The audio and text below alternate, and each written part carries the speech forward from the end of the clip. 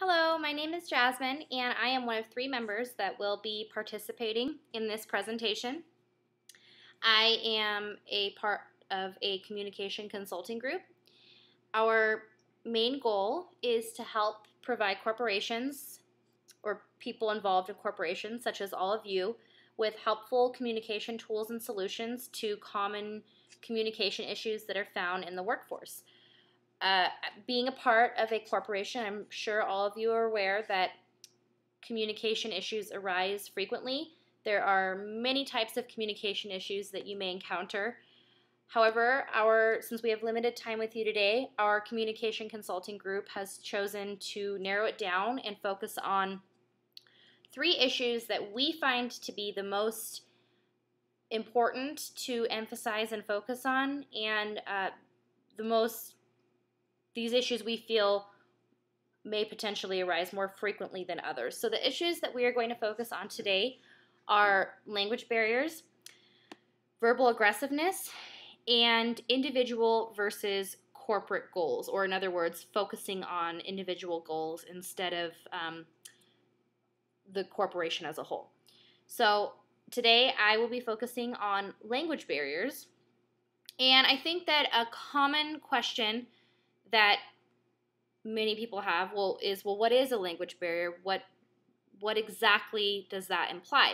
So a language barrier it's just a term used to describe the difficulties and challenges that individuals face when they encounter another person who speaks a different language than them. So for example, if I'm working in a corporation and another person comes into that corporation, or for example, a client, a customer, whatever the situation may be, someone from the outside comes into the corporation and they speak Spanish, and I'm fluent in English. I don't speak any Spanish, but we're attempting to communicate to each other back and forth.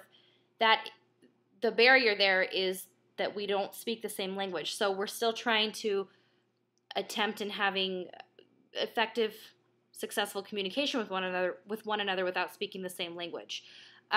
Due to the culture that we live in today in the United States, we are going to experience a lot of language barriers, especially in the workforce. And in fact, I would like to point out a couple of statistics to all of you, just so that you know how evident language barriers are in the United States. They're pretty much unavoidable in the workforce. So today, according to the U.S. Census Bureau data, immigrants make up approximately 15% of the United States labor force. More than half of those are from Latin America, and only about 40% of these immigrants speak English in the United States. So I think it's really important that everyone here understands that language barriers are a very common and existent communication issue that could potentially occur within your corporation or outside of the corporation. There are many problems that can arise with a language barrier, but a couple of these problems are, it can be extremely frustrating for both individuals when they don't understand each other and they're attempting to communicate with one another, but they don't understand because one person is speaking one language, the other person is speaking another. How can these two people effectively communicate when they are speaking different languages? When an individual speaks little English, they can potentially become really intimidated by the English-speaking person. And this intimidation that occurs, it could cause a lot of tension between both parties. So this tension and frustration, this only further, it creates an even larger communication barrier between both parties because of the frustration and tension that both of these people are feeling. The most common problem that occurs when a language barrier happens is mistakes being made by the individual in the corporation. Sometimes, due to the lack of communication and comprehension, different mistakes are made, and this can also lead back to an issue of frustration on both parties.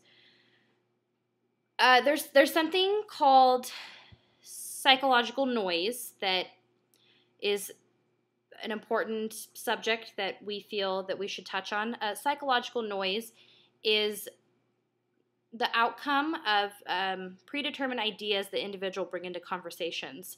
So these can include biases or assumptions, racial stereotypes, etc. And sometimes when a person encounters a language barrier type of situation, they can experience these different, or the psychological noise, because they're attempting to communicate back and forth and there's no successful intended message that's coming across either party. So a lot of times both parties can experience psychological noise. They're having all these different emotions, feelings, and thoughts go through their head due to the frustration that they're experiencing.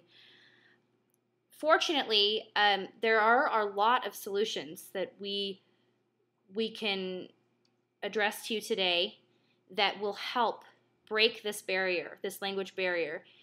And I think the most important thing to touch on is that communication has a lot more to do with, communication is more than just speaking.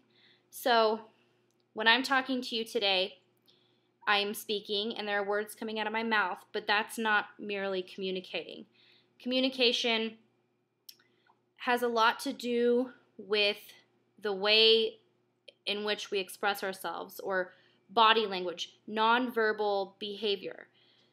So I could be speaking to you back and forth, and you may not hear the words coming out of my mouth, but you can look at the way that I am talking, the facial expressions I'm making, the hand gestures I'm using, the way that I am presenting myself. And many times when you're encountering a language barrier situation, you can watch body signals and any type of nonverbal signal from another person and try to get where they're coming from based on those nonverbal signals. This is very important in language barriers because sometimes we don't have any other options.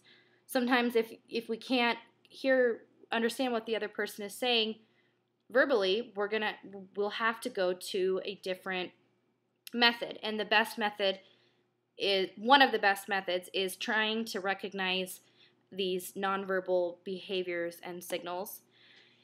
There's many other tools.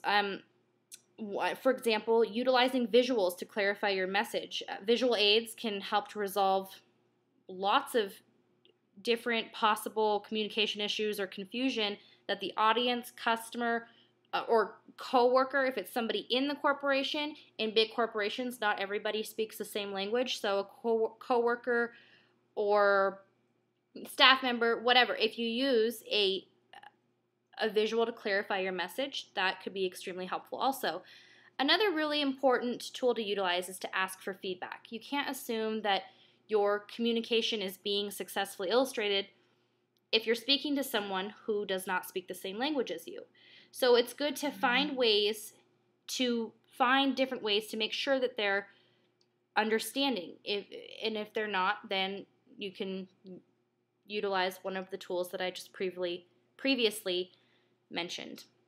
And these are just a few of many tools that you can use to help break this barrier between not speaking the same languages. And language barriers can be extremely frustrating, but fortunately we have a lot of resources out there today that can help bridge the gap. So I hope you enjoyed my part of this presentation. I'm going to lead you now to Catherine Martinezson, and she will be addressing the common communication issue of verbal aggressiveness. So thank you so much for listening, and I hope you enjoy her part of the presentation.